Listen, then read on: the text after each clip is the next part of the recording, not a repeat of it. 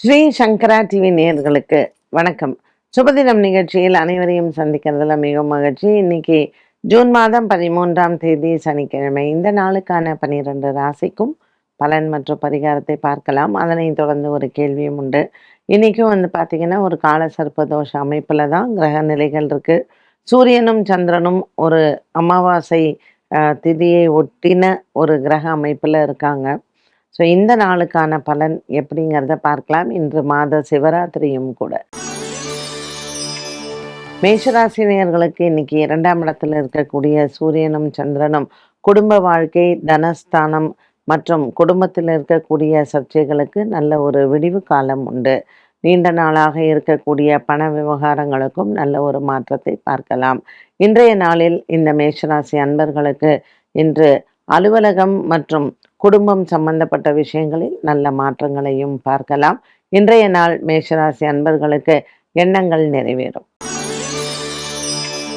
ரிஷபராசி அன்பர்களுக்கு இன்று நாள் முழுவதுமே நல்ல ஒரு உற்சாகமான நாளாக இருக்கும். கொடுக்கல் வாங்கலில் இருந்து வந்த பிரச்சனைகளுக்கு நல்ல ஒரு மாற்றத்தை பார்க்கலாம்.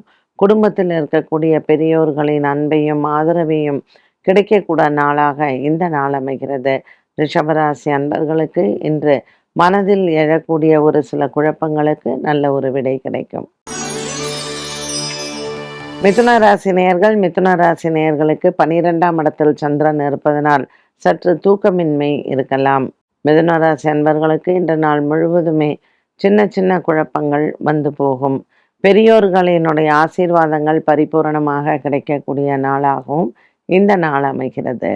இன்று புதன் தனித்திருந்து 2ஆம் இடத்தில் குருவும் சுக்கிரனும் 12ஆம் இடத்தில் சூரியனும் சந்திரனும் இருப்பதனால் மிதுனராசி நேயர்கள் இன்று மாத சிவராத்திரி சிவனாலய வழிபாடு மற்றும் இன்று விஷ்ணு ஆலய வழிபாட்டையும் மேற்கொள்ளலாம். கடகராசி அன்பர்களுக்கு ராசியில் இருக்கக்கூடிய குரு மற்றும் சுக்கிரனின் சஞ்சாரம் சற்று மனக்குழப்பத்தை கொடுக்கும்.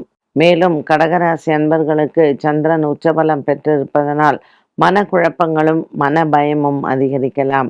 இன்று கடகராசி அன்பர்களுக்கு எண்ணங்கள் நிறைவேறக்கூடிய நாளாக அமைகிறது. சிம்மராசி நேயர்களுக்கு இன்று நெடுந்தூர பிரயாணங்கள் ஒரு சிலருக்கு ஏற்படும். புதிய தொழில் தொடக்கங்கள் மற்றும் புதிய தொழில் சம்பந்தப்பட்ட விஷயங்களில் நல்ல ஒரு முன்னேற்றமான நாளாக அமையும்.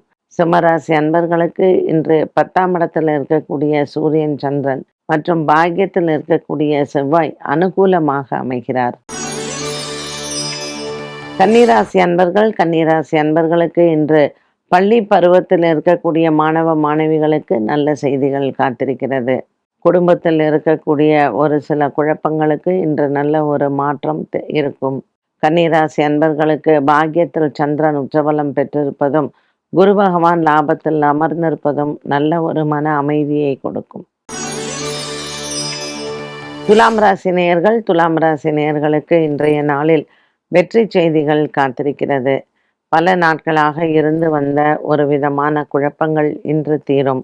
துலாம் ராசி அன்பர்களுக்கு இன்று கொடுக்கல் வாங்கலில் இருந்து வந்த பிரச்சனைகளுக்கும் நல்ல ஒரு மாற்றம் இருக்கும். 10ஆம் இடத்தில் இருக்கக்கூடிய குரு மற்றும் சுக்கிரனின் சஞ்சாரம் துலாம் ராசி அன்பர்களுக்கு நல்ல ஒரு மன நிம்மதியும் சந்தோஷத்தையும் கொடுக்கிற நாளாக அமைகிறது.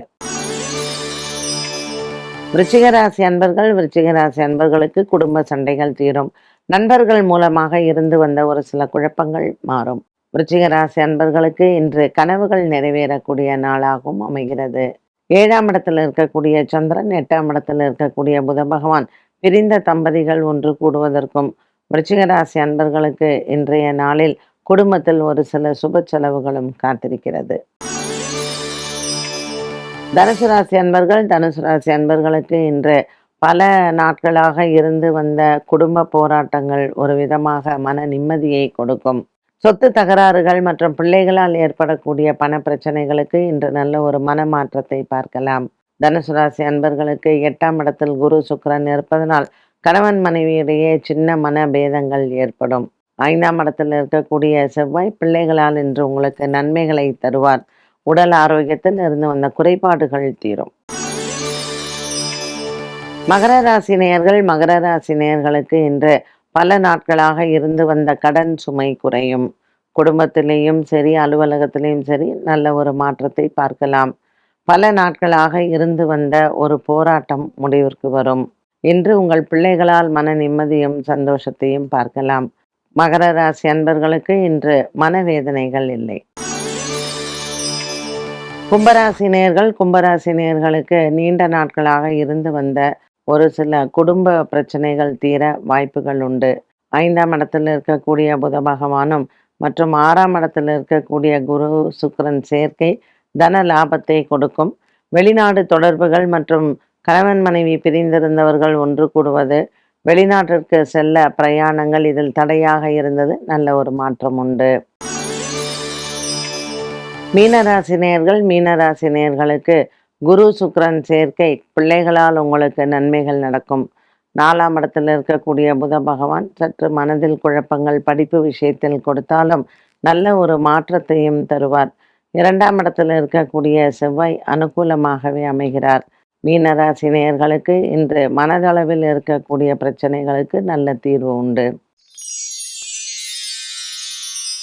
12 ராசிகளுக்கும் உண்டான பலன் மற்றும் பரிகாரத்தை பார்த்தோம். இந்த நாளுக்கான கேள்வியை பார்க்கலாம். பொதுவாக ஜாதகத்தில் திருமணத்திற்கு தடையாக இருக்கும் காரணங்கள் என்ன? திருமணத்திற்கு தடையாக இருப்பது அப்படிங்கிறது அனுபவ ரீதியாக சொல்லணும் அப்படின்னா கிரகங்களை விட மனிதர்கள் தான் நிறைய காரணம்னு சொல்லுவேன். ஏன்னா இன்றைய காலத்தில் எதிர்பார்ப்புகள் அதிகமாக இருக்குது. நம்ம கர்ம வினைப்படி தான் கண்டிப்பாக கிரகங்களினுடைய அமைப்புகள் எப்பொழுதுமே இருக்கும். ஸோ ஒரு கல்யாணத்தில் நமக்கு 7ஆம் இடம் 8ஆம் இடம் நல்லா இல்லை, இது கண்டிப்பாக நமக்கு அது காம்ப்ரமைஸ் பண்ணுற மாதிரி இருக்குது அப்படின்னா நம்ம அதை ஏற்றுக்கவே மாட்டோம். ஏன்னா மனிதர்களினுடைய மனசு எப்படின்னா, நான் சுவாமியை வணங்குறேன், நான் சுவாமியை நம்புகிறேன், ஸோ எனக்கு கண்டிப்பாக நான் எதிர்பார்க்குற ஒரு விஷயம் நடக்கும். அது எல்லாருக்கும் எல்லா விஷயத்துலையும் நடப்பது கிடையாது. ஒரு வேலை விஷயத்தில் நம்ம எதிர்பார்க்கலாம், அதுவும் நடக்காமல் போகலாம். பட் திருமணம் கண்டிப்பாக கர்மவினையினால் ஏற்படுவது தான். இப்போ 7ஆம் இடம் 8ஆம் இடம் 5ஆம் இடம் 9ஆம் இடம் இது எல்லாம் நமக்கு சரியாக அமையலைன்னு வச்சுக்கோங்களேன். என்ன இருக்கோ அதை நம்ம ஏற்றுக்கொள்வது தான் இயல்பு. அதை விட்டுட்டு இது இப்படி தான் இருக்கணும், இப்படிப்பட்ட ஒரு மாப்பிள்ளையை தான் நான் தேர்ந்தெடுப்பேன், என் திருமண வாழ்க்கையில் மற்றவங்க இந்த மாதிரி அட்ஜஸ்ட் பண்ணணும் அப்படின்னு சொல்கிறவங்களுக்கு என்றைக்குமே ஒரு சக்ஸஸ் ரேட் குறைவாக இருக்கும்.